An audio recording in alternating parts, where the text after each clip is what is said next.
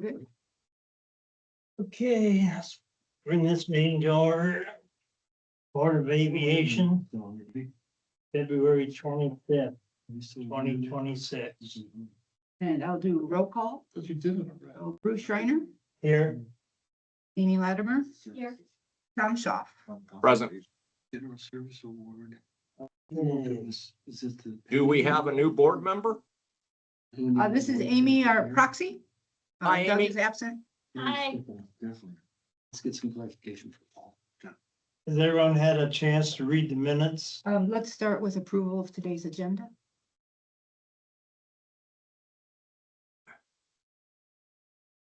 Do we have a motion to approve the agenda? So moved? Second. Been moved and seconded to approve the agenda for today's meeting. All those in favor? Because we Roll have call. one on video, I'll do the roll. Tom, Connection. Yes. Amy, Yes. Bruce. Yes. Seems to be on. Those are all your folly right now. Approval of minutes. Did everybody get a chance to read the minutes? Yes. Okay. Is there a motion to approve the minutes? So moved? Second. Been moved and seconded to approve the minutes of the last meeting. All those in favor, roll call. Tom, Yes. Amy. Yeah. Bruce. Yes. Okay. Minutes have been approved. Let's go to claims. Need a motion. I know. Motion to approve the claims as submitted? Second. Been moved and seconded to approve the claims of $77,845.20. Oh, Any questions?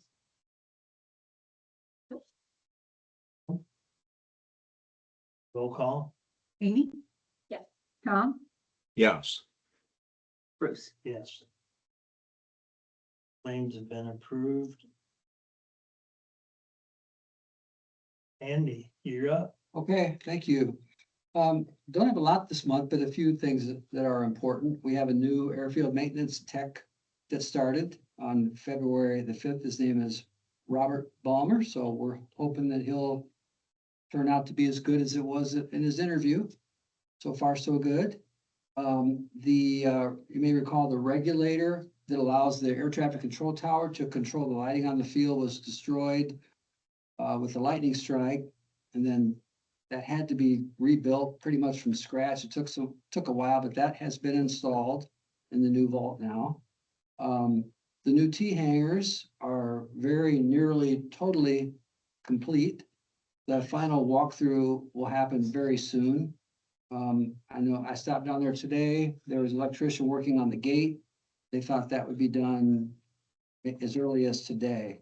So again, I'm hoping within the next week or so, we should be able to do that walkthrough and get the CVO and start renting those out and get some tenants in there.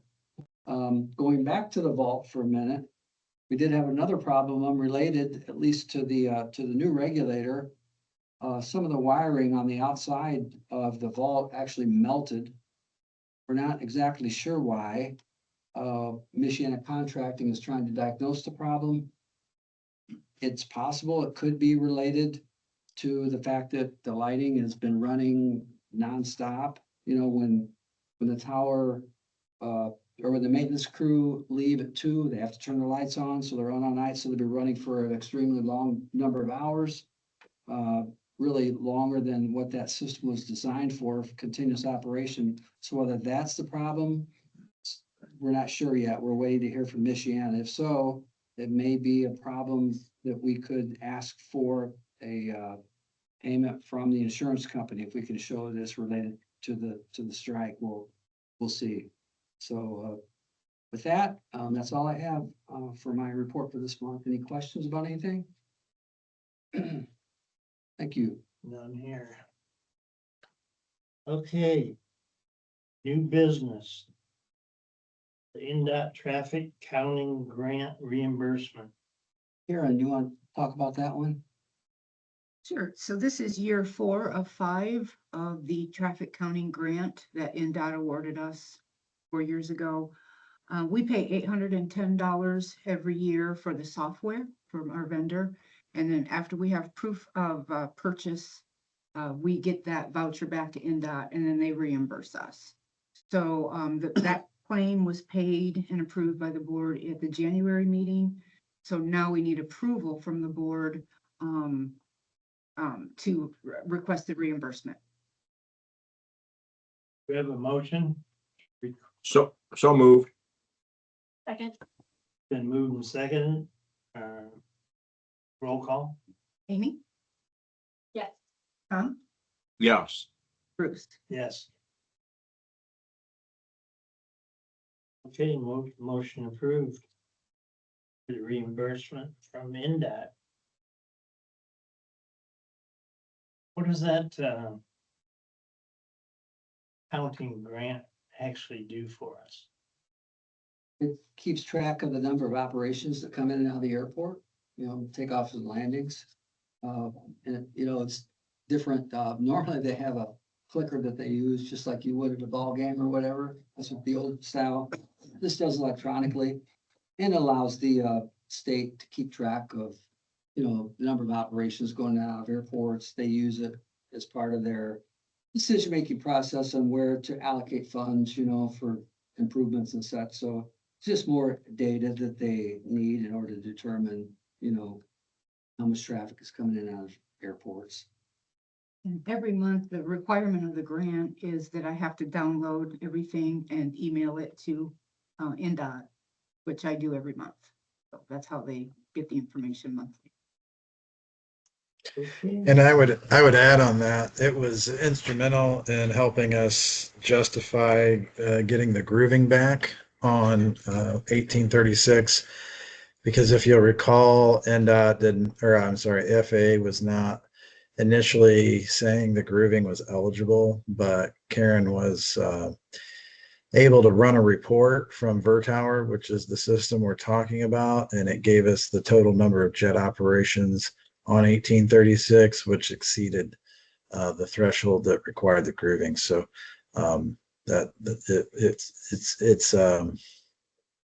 it's paid for itself, I would say, in maintaining that grooving on the runway.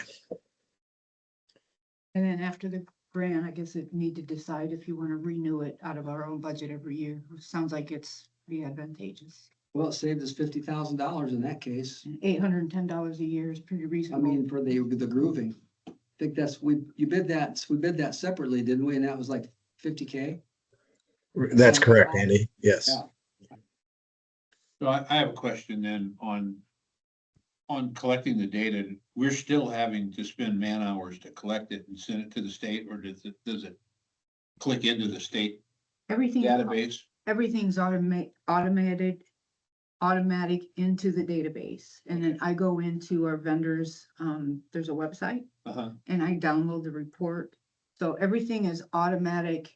The software, it's how it's set up with the tower, with our vendor who is called Motion Information Systems. So they speak to each other Mhm. digitally. So then I can just go into their, I log in and download the report. And it's proprietary to us. Mhm. Nobody else can access that. The state can't access it until we give it to them. Is that correct? What I'm That is understanding? correct. Yeah, Okay. I have a login and a password. Yeah. I log in, download the report, and then I email it. It goes into a Excel spreadsheet. Yeah. And then I email the report to NDOT Yeah, every month. I only ask that because I want to keep our information proprietary. It's important to us until we share it with the state or whoever Right. we need to share it with. Right, and right now it's a condition of the grant to share that monthly. Okay, Mhm, okay. Yeah. But in addition to that, though, we duplicate that. Our controllers still continue to keep track of operations the way they used to, because this system doesn't count all the operations. Paul, do you remember the criteria for what aircraft need to be equipped with in order to be counted? Well, it gets most of them. Yeah, it gets most of them. It even gets some that don't have ADSB because the system clones just mode C transponders, so 1200 targets. So the only aircraft that it wouldn't get would be if there is an if there is an airplane that does not have ADSB or a transponder. So there's a possibility a Cub or a Taylor craft or something like that may not have ADSB or a mode C transponder, but it's very few that it doesn't count. The nice thing about this is when the control tower closes and goes home, this keeps on counting. So you're getting accurate counts after hours on that as well. It also is geofence, so it can tell you which pieces of pavement are used more. It tells you which runway ends used more, what connectors, which aprons, all those sorts of things. So it provides a lot of valuable information for the airport. And I think part of what behooves the state to keep track of that is they work through the FAA, likely get funding to be able to do those pavement studies, now it's every 2 years that they provide the FAA, and that's how they determine based on surface conditions on where to allocate dollars, So if you're an airport that has a lot of operations, you've got a runway or taxiway that's got significant cracking in it, then, and you've got a lot of operations, maybe some other, another one, they have a kind of a system they use to determine where those dollars go. So this could help us in that regard. Good. Thanks, Paul. Southside maintenance building quote for 40 door for the doors, operators and tracks. Okay, you may recall that We need a the motion. motion. I make a motion to approve the south side maintenance building quote from 4T Door. Second. Okay, yeah, the, Been moved and second. right, the budget, we budgeted under capital, some funds based on an estimate we had to replace those old, How about a roll call? gotta vote first, right? Yeah. Or do I have to give my report first and then, Tom was first, Amy was second. right? Do roll. No, not there yet. No, I got to make the report and then, unless you guys have no questions about it. I know. Okay, Presentation and discussion. well, you've got the documentation on it. See, normally, Amy, what they told us to do is to, and we didn't do it the way for the first one, is to get a motion and a second and then discuss, then vote. Okay. We skipped that on the first one, that's why you got thrown off track, right? Yes, That's you're what- correct, Andy. so, Yeah. Okay. That's okay, we're all good here. Anyhow, the good news is we estimated what it would cost to replace those doors and tracks and operators. And the quote we got from 4T has come in under what we proposed, barely, but under it. So we're asking the board for permission to move forward with awarding that quote to 4T Door for the doors, the garage overhead doors, operators and tracks. What that quote was. Yeah, it was, Three quotes. didn't you? we didn't need to. A little bit. We got a Okay. couple. A little bit above 97,000. Yeah, it was, the estimate was 100 and it came in at 97 and some change. So, that's Bruce, that's six big, overhead doors. 3 entry doors, including one, and including the framework for a couple of them, steel doors, and adding an additional steel man door. Because that building, even though it was built as a crash fire rescue building, it doesn't have a second form of egress. Hmm. If the power goes out and you're over in the corner, there's a fire, whatever. And the doors won't open, the big doors, you gotta have a way out of there. So we'll put in a door in the rear of the building, like what we had to do for Coachman. Again, it was an old building. So we're adding a door so that for safety out of, so it would meet code for today. So all that's included in there, so.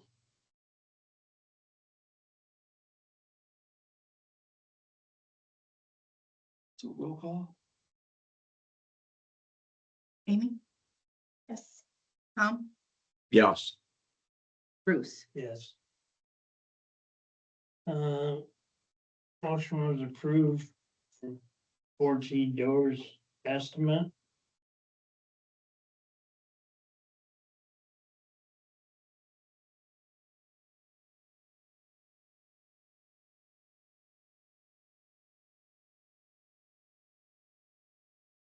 You ready for the next? CDL certification for maintenance employees and budget line transfer. I make a motion, we approve the CDL certifications. Second. Been moved and seconded. Okay, Roll call. well, first of all of the, maintenance, airfield maintenance techs, job description requires they hold a CDL. And, that's because when they take the vehicles off of airport property onto city streets or county roads to central garage or wherever, because it's over 27,000 pounds, a CDL is required. Of course, when we budget, we didn't anticipate 3 employees needing the CDL. We budgeted for 1, not, we had unprecedented turnover. So we needed to transfer some funds. Thankfully, the airfield, or the air traffic control tower liability insurance policy, the amount we budgeted for that exceeded what it actually costs. So we've asked, so we're asking to transfer a portion of those remaining funds to education that will cover the cost of the 3 employees to go to CDL school. Remind me what that costs again? It was 45 and some change, Karen, per plus 4,500, Says 39.50. 39, okay, 30. Well, that's Wow. right, you found, I found it cheaper. Karen found a cheaper, which by the way, Karen's research on finding a cheaper location that information was provided to the HR department, which thanked us, and then now we're gonna be directing all departments that require CDLs to go there. Because, they were under the impression that,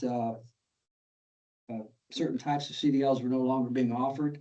So the only option was to pay $6,005 per employee, which is a lot. So this was a good move on our part, in terms of due diligence to save a couple bucks. Roll call. Amy, Yes. Tom, Yes. Bruce. Yes. Motion passes. $4,000 to get a CDL. Wow. That said, the city has a clawback policy now, I believe, in place where if we send you and you get it, if you leave your employment with the city for your own reasons, then you have to pay back a prorated portion of, the cost of the CDL. That eliminates, or lessens the chance of an employee, jumping ship because the grass is greener on the other side of the fence, for a job that one requires a CDL. Right. So it still could happen, but anyway, I know that's part of the contract now. Okay. Airport director attendance at the 98th Annual American Association of Airport Executives Conference in May of 26. That's where, and is that Honolulu? No, not this time. No, it's actually in Los Angeles. I remember that, thanks. Yeah, it's in Los Angeles. LA. You Not- okay with that? Not my favorite place either. I've been there before years ago, first time around for an airport rules, regulations, I think in minimum standards conference. And yeah, the place was near the airport. It was like, there was no place within walking distance to go. It was really, it's back and forth to the conference, and I'm not sure where this was gonna be. I just know that it's been many, many years since I've attended one. And, it covers, there'll be, the conference, offers interaction, with other airport managers or other aviation people from all over the country. They'll have roundtable discussions. They'll talk about, federal partnerships, emergency technology, workforce challenges, emergency preparedness, just overall future of airports. So, obviously the most valuable part normally with these kind of things is the interaction with your peers. So So I'd like to attend if your board's willing. We do have enough in the education and travel to cover the cost of this, which I think Karen estimates it to be just under $5,000. Just about $5,000. Yeah.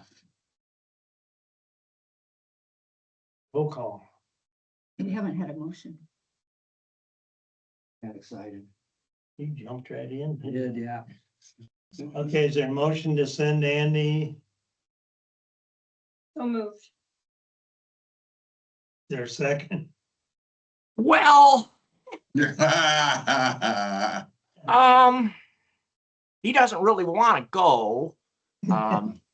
Okay, second. For the team. Okay, second. Now a roll call. Tom, Yes. Amy, Yes. Bruce. Yes. Motion approved to send Andy to wherever he wants to go. Great, thanks. While you're out there, Andy, I want you to go to the Ronald Reagan Museum.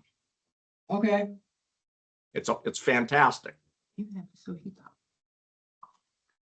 you mean the Presidential Museum? Yes. Oh, I've been there. Oh, Really? Yeah, they got Air Force One there, his Air Force One, Speaker. and the Correct. Marine One. Yeah, I've been there. Cool. Oh, yeah, okay. Okay, next up, AIP 40 pay request number 10. For BF&S invoice of 15,571.75, which seems like a lot. sure does. Motion, is there a motion? Motion? If he doesn't explain it, I motion we approve. First, you gotta get a motion. I'd be happy to explain it. Do you want a motion and second for discussion Motion. first, or do you want me to go on in? A motion and second first, please. I motion. Second. It's been moved and seconded to approve BF&S's invoice. Okay. All- Yeah, this is invoices in conjunction with the T Hanger project and that which is wrapping up as Andy reported. So this is this pays for invoice 110965 from January. And it also turns in on AIP 40 for 95% reimbursement of that 15,000. So you'll get $14,014 back from the FAA, and you will get $778.59 back from NDOT. So your local share on this invoice will be $779.16. Well, that's nice. I feel better about it now. I thought you would. Karen, Oh, Yes. Amy, Yes. yes. Motion passes to pay BF&S's invoice. So we have another one for BF&S General Services invoice for $3,120. Make a motion to approve. Second. And moved and seconded. Paul? Yeah, this invoice covers mostly it's covering capital improvement plan development and the CIP meeting with NDOT. So Andy came down to the state. I was actually out overseas on vacation, but this meeting was covered by Emma and Tina from our office, and so this is time to develop the CIP and attend the CIP meeting. The FAA has gotten quite strict on not paying for CIP development under an active project because the AIP handbook says that it is not grant eligible. So we usually like to have around $2,500 to $3,000 of expenses shown on a general services invoice that shows that you're not paying it out of your grant funds. There is 2.25 hours for a Samantha Gross on this invoice as well, which came into play with the technical review assistance through the city. There was, when we designed this, there's erosion control permitting submitted back 2 years prior to the start of the project. But if you recall, we rebid it and so forth like this. Well, the technical review folks couldn't find that original review. So Sam went into the IDEM website and found all of the paperwork that the locals had sent down to the state and helped sort through that. So that was definitely out of the ordinary type of activity to help through that permitting process. So she ended up charging the 2.25 hours on there too, or $303 of her time on that invoice as well. So that's what this invoice is for. So that comes to $1,386 an hour. Is that what you're saying? No. Only 2.25 of those hours were Sam's. So of the $3,120 of the total invoice, $303.75 was for the T-Hanger technical review assistance. The rest of it was for CIP development and the CIP meeting with NDOT. That's And it good. does not cover the deductible I had to pay for wrecking my wife's SUV while I was down there and ultimately it being totaled. Yeah. Boy, I tell you, you've had a bad year. Tell me about it. February. Roll call, Amy, Yes. Yes. yes. Okay. Motion passes. Privilege of the floor. Ryan, you got Amy, I want you to know that I've been on my best behavior today for you. Oh, I appreciate that. Thank you. Just ask Kevin. on your new building. Yes, go. Yeah, so our hangar's finally underway, thanks to the help of everybody here for getting us where we are. Looks like they have the roofing portion all done today and then start putting walls up. And I don't know if you guys have seen it, but they're building it, everything's down on the ground. And they have a laser controlled hydraulic system that picks the whole entire roof assembly up. And then they set the walls up after it's raised up. Can you believe that? They build the roof first. Yep. How They weird. say it's safer and more accurate, so I guess we'll see, but Which hangar is this? it's down here on the south side. 31. That's correct. Somebody's done their homework. I like it. Wow. I just Wow. sent you a very extensive email today. Well, I don't know if it went to you. Sorry. Okay. Hope it's a good one. No? Great. I was liking you. That's what it looks like. That's very cool. See underneath it, I was like, Yeah, it's all down. we have the permit and everything, so. I just took that this morning. So I guess maybe I'm not as excited about my project. We'll see.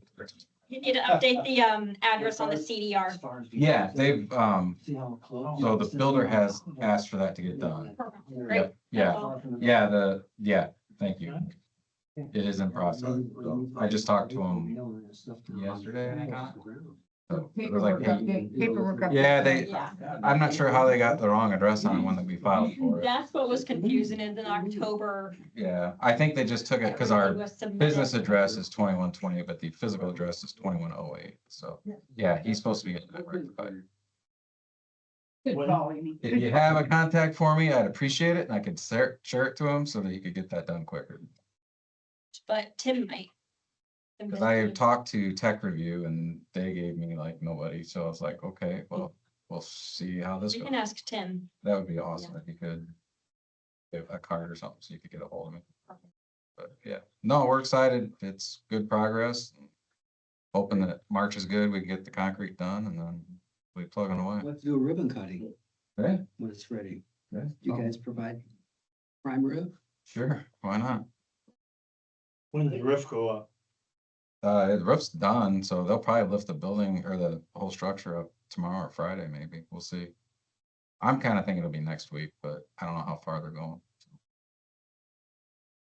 Thanks. Yep. Fish, you got anything? Nope. Motion for adjournment? So moved. Thank you all very much for your time. Appreciate it. Okay, Thank you. We're thanks, adjourned. everybody. Thanks, Tom. See you guys. Paul.